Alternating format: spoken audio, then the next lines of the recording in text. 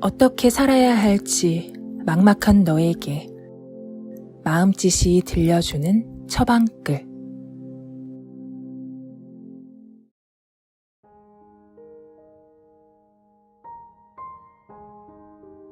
태도가 운명을 결정한다. 7천만 년 전 인류와 쥐의 조상은 같았다. 이후 무려 6,500만 년 동안 인류라는 포유동물의 우위는 뚜렷하게 나타나지 않았다. 500만 년 전부터 비로소 인류의 폭스피트 유전자, 인간의 언어 구사에 중요한 역할을 한다고 밝혀진 유전자에 현저한 변화가 나타나기 시작했고, 이로써 인류는 언어 능력을 갖게 되었다. 언어 능력을 바탕으로 경험과 지식의 전승이 가능해진 인류는 세대를 거듭하며 점점 빠르게 진화했다. 인류 문명과 진화에 있어서 이전 세대와 다음 세대 간의 정보 전달과 소통은 매우 중요하다. 특히 부모와 자녀 사이의 교류는 선택이 아니라 필수이며 인류 진화의 근본이다. 부모가 인생의 경험을 자녀에게 전달해주면서 사람들은 이전 세대의 능력을 초월했고, 이로써 본격적인 문명이 시작되었다. 덕분에 오늘날 사람들은 독에 있는 살모사에게 물려본 경험이 없어도 빠르게 기어다니는 갈색 동물을 피하고, 심지어 그들이 자주 출몰하는 물가의 풀숲에는 가까이 가지 않는다. 이전 세대로부터 경험과 지식을 전수받지 못하고 모든 일을 시행착오와 탐색을 통해 알아가야 했다면 이처럼 빠르게 진화할 수 없었을 것이다. 마찬가지로 젊은이들이 가장 효과적으로 학습하고 성장할 수 있는 방법은 이전 세대로부터 경험을 전수받고 양분을 흡수하는 것이다. 하지만 서로 다른 세대 간에는 언제나 세대 차이가 존재하는 법이다. 오늘날뿐만 아니라 과거에도 존재했고 미래에도 존재할 것이다. 이럴 때 일방적인 소통은 전혀 도움이 되지 않는다. 어떻게 하면 세대를 초월하여 유익하고 효과적인 교류를 할 수 있을까? 나는 젊은 시절 중국범 프레이, JP 모건, 수어 물린스키 등 훌륭한 인물들이 가족과 주고받은 편지를 읽으며 많은 교훈을 얻었다. 물론 나와 생각이 다른 부분도 있었지만 그들이 편지를 주고받은 방식과 그 속에 담긴 이치는 충분히 본받을 가치가 있었다. 그래서 나 역시 아이들이 자라나는 동안 편지와 가장 유사한 형태인 이메일을 통해 소통하고 나의 다양한 경험과 관점들을 알려주려 노력했다.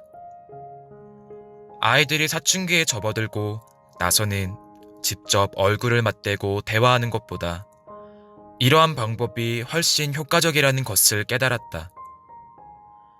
편지를 쓸 때는 직접 대화할 때보다 차분한 마음으로 한 문장 한 문장을 심사숙고하기 때문에 의견 차이로 인해 충돌이 일어나는 것을 방지할 수 있다.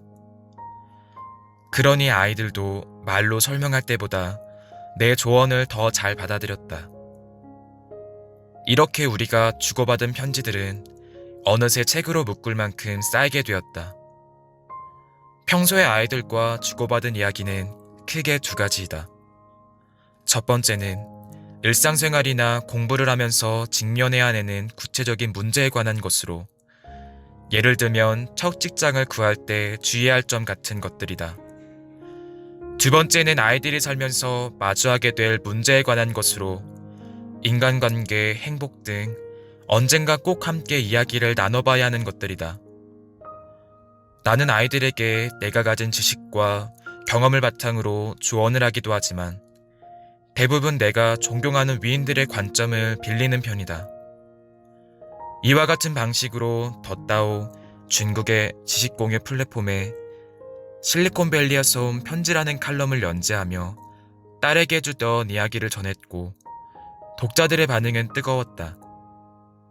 수많은 젊은이와 부모들이 남긴 댓글을 보면서 내가 아이들과 고려하는 문제가 굉장히 보편적이라는 사실을 깨달았다. 물론 같은 문제라도 사람에 따라 해결 방법은 다르겠지만 어쨌든 고민의 성질은 대부분 비슷했다.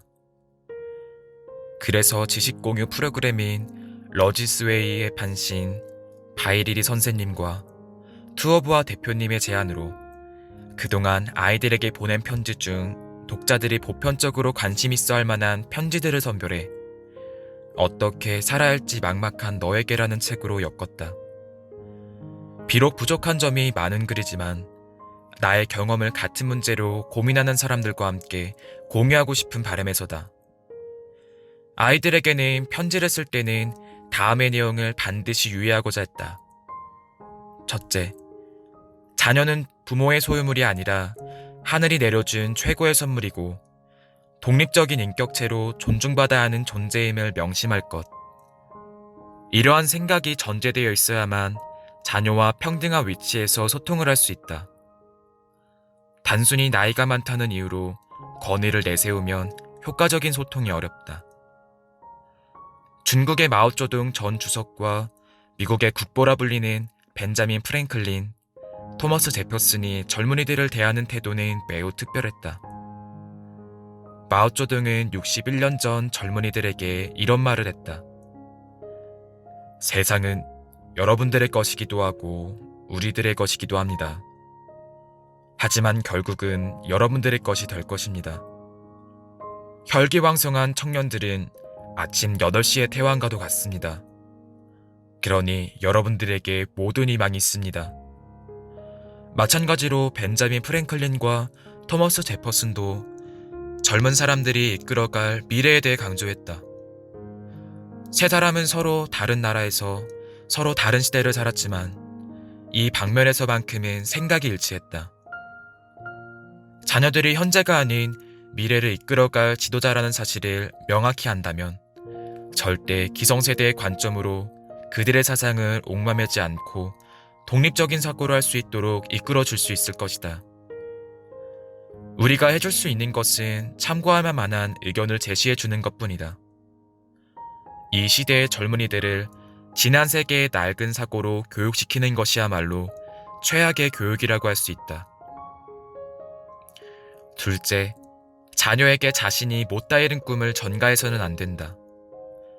특히 부모 자신도 해내지 못한 일을 하도록 강요해서는 안 된다.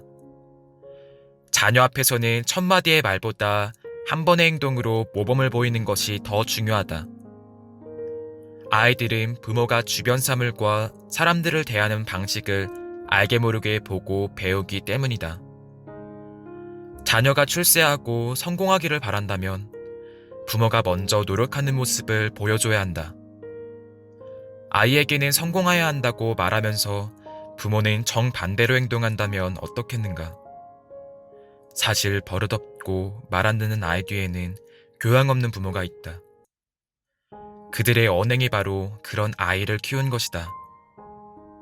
마거릿 대처는 이런 말을 했다. 생각을 조심하라.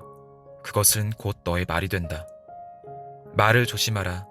그것은 곧 너의 행동이 된다. 행동을 조심하라. 그것은 곧 너의 습관이 된다. 습관을 조심하라. 그것은 곧 너의 인격이 된다. 인격을 조심하라. 그것은 곧 너의 운명이 된다. 나는 여기에 한마디를 덧붙이고 싶다. 태도를 조심하라. 그것은 너의 생각을 지배한다. 이 책의 문을 여는 머릿말에 태도가 운명을 결정한다라는 제목을 붙인 것도 바로 이 때문이다. 어쩌면 자녀의 운명은 부모가 좋지 않은 습관을 물려줄 때 이미 결정됐는지도 모르겠다. 셋째, 같은 일이어도 사람마다 그것을 해결하는 방식은 다르다. 그러므로 절대적으로 옳고 그른 조언이란 없다. 상황에 적절하거나 적절하지 않은 조언이 있을 뿐이다. 공자의 제자 자로는 성격이 급해 일처리가 꼼꼼하지 않았고 연유는 겸손하고 예의 바른 사람이었지만 우유부단해서 무슨 일이든 쉽게 결정하지 못했다. 공자는 자로에게는 부모나 형제들의 이야기를 먼저 들어보라고 제안했고 염유에게는 무슨 일이든 즉시 행동에 옮기라고 제안했다. 나의 두 딸은 서로 나이 차도 있고 자란 환경도 다르기 때문에 성격이나 생활태도 그리고 일을 처리하는 방식이 조금씩 다르다. 그래서 같은 문제여도 완전히 상반된 조언을 해주기도 했다. 그러니 이 책을 읽는 독자들도 자신의 성향과 상황에 따라 나의 관점과 조언을 선별해서 받아들이기 바란다. 넷째, 소통은 쌍방향으로 이루어져야 한다. 때로는 경청하는 것이 조언하는 것보다 훨씬 중요하다. 어떤 문제에 있어서는 자녀의 생각이 훨씬 합리적이고 기발할 때도 있다. 나 역시 딸들과 소통하는 과정에서 종종 새로운 지식과 생각을 습득한다. 이 책은 편지글 형식으로 되어 있으며 실제로 나의 두 딸에게 보냈던 편지들이다. 독자들에게 효과적으로 메시지를 전달하기 위해 시간순이 아니라 주제별로 묶었고, 글의 도입부와 말미에 편지를 쓰게 된 배경과 편지의 효과 등을 설명해 놓았다. 편지에는 다음과 같은 6가지 주제들을 담았다. 인생을 대하는 태도, 세상을 대하는 태도, 돈을 대하는 태도, 사람을 대하는 태도, 문제를 대하는 태도, 일을 대하는 태도.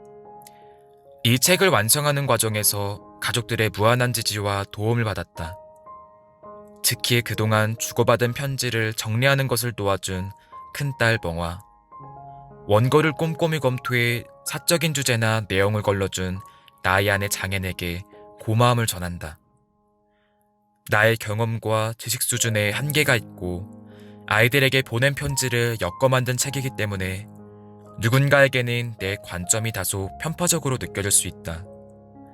부디 너그러운 마음으로 양해해 주기를 바란다.